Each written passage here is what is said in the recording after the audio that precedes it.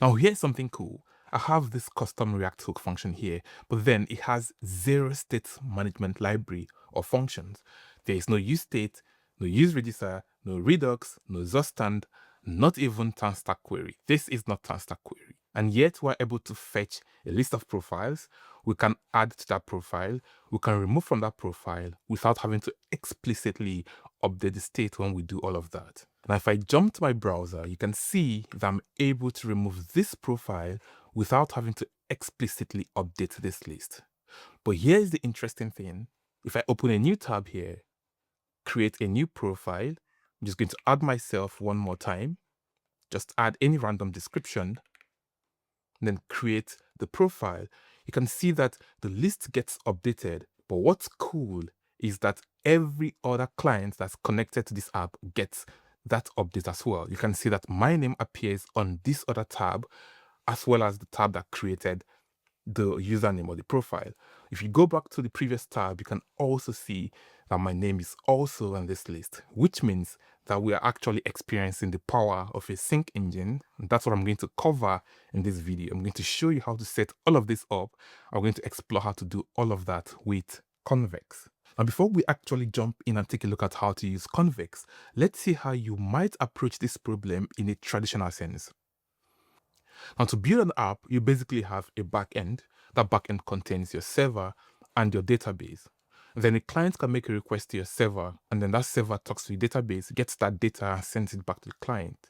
But then after a while, you might start to notice that your client is making similar requests, and you want to cache the data instead of going to the database for that data.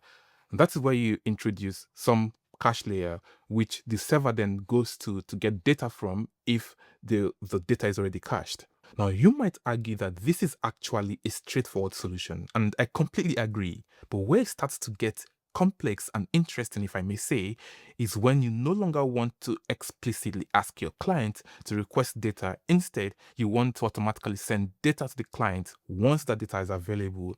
And this is where custom sync engine comes in.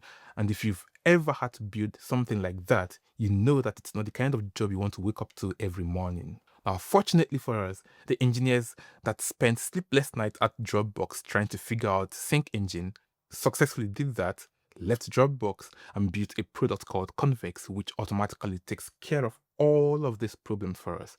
Now, the way this works is that the client just sends queries and mutations to the database. Then the database is going to take all of that, detect any changes, and then sync those changes to the client via the sync engine. Now, in addition to that, there is this other component called actions. I already covered actions in a previous video. I'll leave a link in the description, but all you need to know for now is that actions just allow you to talk to external services, and there's a good reason why you shouldn't use queries and mutation for this. Again, link in the description to learn why you shouldn't do that. Now that we understand what Convex is, let's actually jump in and take a look at how to use it. Now, the first thing you want to do is run npm install convex or pnpm add convex. Once you've done that, all you just need to do is literally just run npx convex dev to start Convex. You can create a new project. You can name it Convex Start and then deploy to the cloud. Once you've done all of that, you have Convex running, and all you need to do to access it is click on the dashboard URL, open it, and this is your Convex dashboard. You can monitor the health of your app. You can access the data stored here. For now, it's empty. You can explore your backend functions. You can take a look at the files you've uploaded. You can manage all your scheduled functions and cron jobs. And finally, you can take a look at the logs streaming from your app. Now, back into our code editor, you can see that we'll have this new Convex folder, which was created when we ran that npx convex dev command. And this lives just beside our Next.js project. All we just need to do is start creating a schema, some queries, and some mutations in this Convex folder, and then access them through our Next.js app. Now, to create a schema, all you have to do is create a schema.ts file inside the Convex project and then define a schema called the define schema function, which comes from the Convex server. Once you've done that, create a table as a property in the object you pass to define schema, and then pass it a call to define table.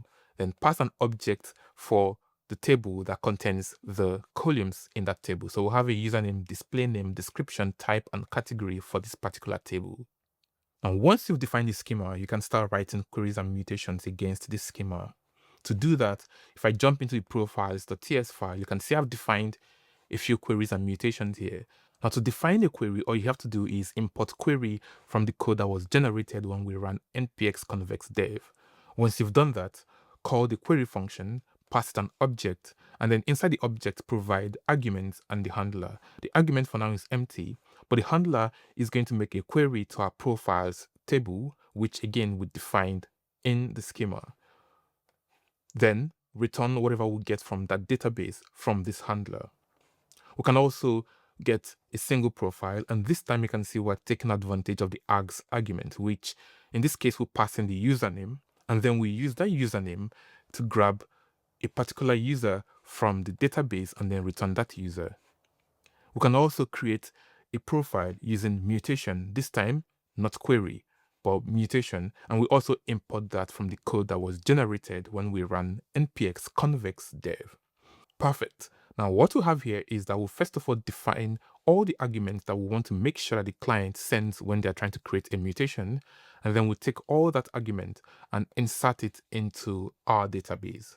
And then finally, we have one more mutation that we can use to remove a profile. We receive the username we want to remove. We'll find that user by their username rather. If the user doesn't exist, we'll throw an error. If they exist, then we just delete the profile based on the ID we got when we fetched the user. That's pretty much it. Once we've defined the queries and mutations, all we have to do is go back into our next.js app and start calling these queries and mutations. To do so, all I have to do is go into that hooks file I showed you earlier at the beginning of this video, the use profiles hook. And you can see that what I'm doing here is just importing use mutation and the use query from convex, not from transstack query this time. And then inside our custom hook, we call the use query function to get the list of profiles, the use mutation to get a function that we can use to create a new profile, and then also another use mutation to get another function that we can use to create or remove a profile rather.